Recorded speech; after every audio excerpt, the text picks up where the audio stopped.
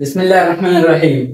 مونږه لایټ مایکروسکوپ خو په ډیټیل باندې ویلې ده. د لایټ مایکروسکوپ میګنیفیکیشن، ریزولوشن، ایمیج فارمیشن، ټایپس اف لایټ مایکروسکوپ نو دا مونږ په ډیټیل باندې ویلې دي. ټیک شو. اوس مونږ راځو الکترون مایکروسکوپ له. د نوم نه ظاهره ده الکترون مایکروسکوپ. په دې کې به زموږ سره الکترون چې کوم دی نو استعمالیږي. په لایټ مایکروسکوپ کې به لایټ استعمالیدو، په الکترون مایکروسکوپ کې به الکترون استعمالیږي. ټیک شو. نو a beam of electron is used. A beam of electrons مطلب electrons. ٹھیک شو. Invented by Ruska and Knoll in 1931. دې دواړو ساينټیسټ چې کوم دي زموږ سره په 1931 کې الکترون مایکروسکوپ انوینټ کړی وو، ایجاد کړی وو. Magnetic lenses focus electron beam on sample. sample څه ته وایي؟ نمونې ته وایي. نو چې کومه نمونه کوم سپیسیمن ته اغوستلی دی، کوم څیز ته سټډي کول غواړي، نو هغې ته د الکترون څوک چې کوم دی نو فوکس کوي. دا پې میګنیټک لینزز فوکس کوي. میګنیټک لینزز چې کوم دی نو د الکترونز له ډایرکشن ورکوي او په چا باندې فوکس کوي؟ په سمپل باندې. کوم څیز چې ته سټډي کول غواړي په هغه باندې فوکس کوي. and we can see much enlarged image on a screen. او مونږ چې کوم دی نو په سکرین باندې یو انلارج او کلیر ایمیج چې کوم دی نو لیدلی شو. ټیک ده که نه؟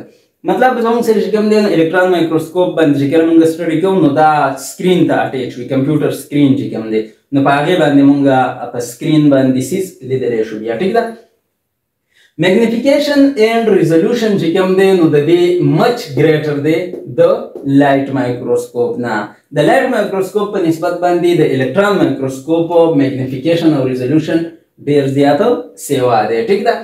اوس په دې باره ځای کې مونږ دا خبره وکړه چې میګنیټک لینزز چې کوم دی نو الکترونز فوکس کوي په چا باندې؟ په سمپل باندې. ګورئ په لایټ مایکروسکوپ کې مونږ دا خبره کړې وه چې لایټ یا به سن لایټ وي د لمر رڼا، او یا به په دې ځای کې بلب لګېدلی وي نو هغه چې کوم دی نو که سن لایټ وي نو هغه به م راتلو او شیشې به زموږ سره چې کوم دی نو فوکس کوو په چا باندې؟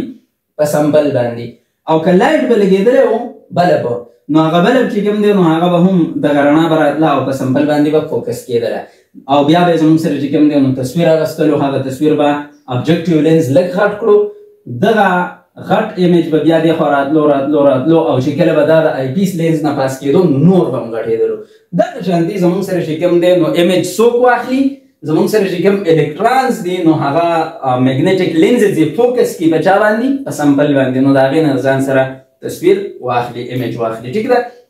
مونږ دا خبره وکړه چې د الکترون مایکروسکوپ میګنیفیکیشن او ریزولوشن پاور ډېر زیات سیوا دی په نسبت د لایټ مایکروسکوپ. نو ریزولوشن د دې څومره دی؟ ریزولوشن څه ته وایي؟ څیزونه د یو بل نه لرې لرې ښودل، کلیر ښودل، صفا ښودل. نو د دې 0.2 نینومیټر دی. د لایټ مایکروسکوپ 0.2 مایکرومیټر او د دې نور هم کم دی، 0.2 نینومیټر دی. د کم نه مطلب دا دی چې دا نور هم ښه دی. لکه په هغې کې به چې فاصله لږه ډېره وه نو تا ته به یې کلیر ښودل، چې فاصله به کمه شوه نو کلیر به یې درته بیا نه شول ښودلی. په دې کې فاصله څومره کمه ده؟ 0.2 نینومیټر ده او بیا هم تا ته چې کوم دی نو الکترون مایکروسکوپ کلیر ښودلی شي. نینو څه ته وایي؟ 10⁻⁻9 ته مونږه نینو وایو. ټیک ده. ډیسي، سنټي، ملي، مایکرو، نینو، پیکو، فیمټو، آټو. دا مطلب زموږ سره چې کله یو څیز مونږه ډیوایډ کوو څومره په غټ نمبر باندې نو هغه عمره زموږ سره هغه څیز وړوکی کېږي. نو نینو مطلب دا دی چې دا ډېر زیات وړه فاصله ده. د نینو مطلب دا دی چې زموږ سره کله مونږه 1 میټر زموږ سره چې کوم دی نو مونږه په د 1 سره چې کله 9 صفرونه وکړي او په هغې باندې ډیوایډ کړي نو دې ته بیا مونږ څه وایو؟ نینو میټر ورته وایو. یعنی مطلب چې کله مونږ 1 میټر فاصله په دومره حصو کې تقسیم کو نو دغه یوې حصې ته 1 نینومیټر وایي. ټیک ده. یعنی 1 نینومیټر، بیا 1 نینومیټر، بیا 1 نینومیټر، بیا 1 نینومیټر. دومره حصې چې کوم دی نو زموږ سره دا به په نینومیټرز کې راشي. ټیک ده. اوس زموږ سره خو په نینومیټر کې مونږ خبره وکړه چې نینومیټر څه ته وایي، خو چې کله مونږ نینومیټر اوس دغه ته اړو، ملیمیټر ته اړو، نو ملیمیټر ته به مونږ څنګه اړو چې 1 نینومیټر به مونږ زموږ سره په دې باندې ډیوایډ کړو. ټیک شو. 1 دهی سینکړه هزار 10,000 لاک 10 لاک. په 1 میلیون باندې یعنی په 10 لک باندې چې کوم دی نو موږ دا ډیوایډ کو نو دا به زموږ سره څه ته کنورټ شي دغه یوه حساب بیا زموږ سره یو میلی میټر وي ٹھیک ده کنه نو زموږ سره 1 نانومیټر د څه برابرېږي 0.00001 میلی میټر به برابر شي ٹھیک ده کنه یعنی مطلب دا دی چې د دې صفر په ځای باندې 1 شو او بیا 1 2 3 4 5 شو نو دا چې کوم دی نو زموږ سره دا 5 صفرونه به ولګي او د دې 1 په ځای باندې به پوینټ ولګي نو دا به زموږ سره چې کوم دی د دې برابر شي اوس د الکترون مایکروسکوپ ریزولوشن پاور څومره دی 0.2 نانومیټر دی نو چې 1 نانومیټر د دې برابر دی نو 0.2 نانومیټر به د څومره میلی میټر برابر شي نو دا به زموږ سره 2 نانومیټر کوم چې د الکترون مایکروسکوپ ریزولوشن پاور دی نو دا به زموږ سره په میلی میټر کې د دې برابر شي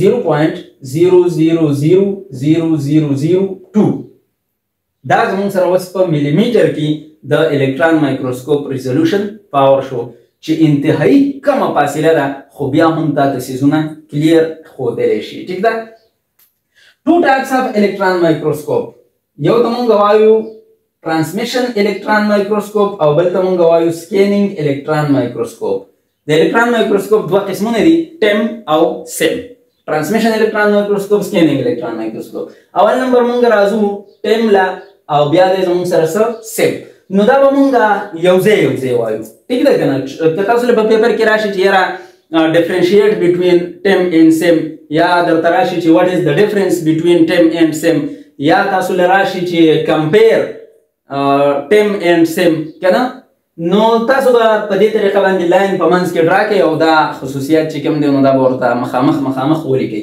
نمبر 1 خبره خو دا ده چې دا چې دلته کم ټم لیکلی دی او دلته د کم سیم لیکلی دی نو د ټم نه مطلب څه دی هغه به دلته ولیکئ ترانسمیشن الکترون مایکروسکوپ د سیم نه مطلب څه دی سکینینګ الکترون مایکروسکوپ دویمه خبره دا ده چې ترانسمیشن څه ته وایي پاس کېدلو ته وایي نو ګورئ الکترونز پاس فرام د سمپل تا چې کوم سمپل اخیستلی دی کومه نمونه دې اخیستلې ده کوم څیز ته سټډي کول غواړې نو د هغې نه الکترون پاس کېږي ټرانسمیټ کېږي دي نو ځکه دې ته څه وایي ترانسمیشن الکترون مایکروسکوپ ورته وایي ټیک ده دا بل دی زموږ سره الکترونز سکین سرفیس الکترون دې پاس کېږي نه آر پار الکترون یې دا سرفیس صرف سکین کوي چاپیره نو ځکه دې ته موږ څه وایو سکینینګ الکترون مایکروسکوپ ورته وایو ټیک ده نو چې کله الکترونز پاس شي نو دا به تاله انټرنل سټرکچر درکړي صحیح ده کنه یعنی مطلب زموږ سره چې کوم دی دا لاس دی نو د دې نه چې کله ته ریز را پاس کړي نو چې په کوم ځای کې اړوکي دي نو هغه به اړوکي ښکاره شي چې کوم ځایونه خالي دي نو هغه به خالي ښکاره شي نو مطلب دا دی چې ریز چې د دې نه پاس شي نو موږ ووایو چې ریز ترانسمیټ شول نو دغه شان دی چې کله الکترونز ترانسمیټ شي نو تا ته هغه انټرنل سټرکچر چې کوم دی نو وښیي نو په ترانسمیشن الکترون مایکروسکوپ کې موږ د انټرنل سټرکچر سټډي کوو او په سکینینګ الکترون مایکروسکوپ کې به زموږ سره صرف د سرفیس سټډي کېږي دا خو دې پاس کېږي نه که نه الکترونز نو تا ته به دننه معلومات څه درکړي دننه معلومات نشي درکولی تا ته به دا صرف د سرفیس معلومات درکوي د شیپ معلومات به درکوي چې یاره دا سیز ګول دی که دا سیز د راډ په شکل کې دی که دا سیز د سکویر په شکل کې دی د ریکټنګل په شکل کې دی د ټراینګل په شکل کې دی څنګه دی نو سکینینګ الکترون به صرف سیز سکین کوي دا چې کوم دا انټرنل سټرکچر درکړي دا 2D ایمیج دی 2 ډایمنشنل او چې کوم زموږ سره سکینینګ الکترون دی نو دا 3D وي 3 ډایمنشنل ایمیج ورکوي زموږ سره چې کوم ترانسمیشن الکترون مایکروسکوپ دی نو چونکې د سمپل نه الکترونز پاس کېدل پکار دي په دې وجه باندې په دې کې چې کوم سمپل استعمالیږي هغه به ویری تین وي انتهایی نری به وي نو بیا به تیاله چې کوم دی نو الکترونز پاس کېدلی شي او تاله به انټرنل سټرکچر درکولی شي ښودلی به شي درته او چې کوم زموږ سره سیم دی نو دای کې به د سمپل سایز څه وي ویریبل به وي نری هم پکې استعمالولی شي او پیړ سمپل هم پکې استعمالولی شي ځکه چې دلته د الکترونز د پاس کېدو ضرورت نشته صرف سرفیس ټچ کوي او تاله چې کوم دی نو شیپ ښیي چې د دې کوم قسم شیپ دی نو سمپل کوټینګ په ترانسمیشن الکترون مایکروسکوپ کې چې کله مونږ سیز سټډي کوو سمپل سټډي کوو نو د هغه سمپل مونږ کوټینګ نه کوو څه سیز پې د پاسه نه چړاوو څه میټل وغیره پې نه چړاوو خو چې کله مونږ سکینینګ الکترون مایکروسکوپ باندې سټډي کوو نو مونږ به د سمپل کوټینګ کوو یعنی مطلب د پاسه به پې میټل چړاوو ځکه چې کله پرایمري الکترونز راشي نو هغه پرایمري الکترونز چې کله دا میټل ټچ کړي نو د میټل نه به زموږ سره سیکنډري الکترونز وباسي نو هغه سیکنډري الکترونز په وجه باندې به موږ ته د دې شیپ چې کوم دی نو ښکاره شي مارفالوجي بیا راته کلیر شي چې د دې څنګه شکل دی ټیک ده. مور میګنیفیکیشن د دې چې کوم ټیم دی نو د دې میګنیفیکیشن پاور ډیر زیات سیوا دی او چې کوم سیم دی نو د دې میګنیفیکیشن پاور لیس دی کم دی. اوس مختلف بوکس مختلف لیکي څوک وایي چې د دې چې کوم میګنیفیکیشن پاور دی نو هغه 250,000 ټایمز دی او د دې چې کوم دی نو 50,000 ټایمز دی صرف او څوک د دې په میلیونز کې وایي د ټیم او د دې چې کوم دی نو زموږ سره په لکونو کې وایي ټیک ده نو مطلب مختلف دی خو ساده خبره ده چې د دې سیوا دی میګنیفیکیشن او د دې چې کوم دی نو لږ کم دی ټیک ده. ګریټر ریزولوشن د ټیم چې کوم دی نو ریزولوشن هم ډیر زیات سیوا دی او د دې چې کوم دی نو ریزولوشن څه دی کم دی.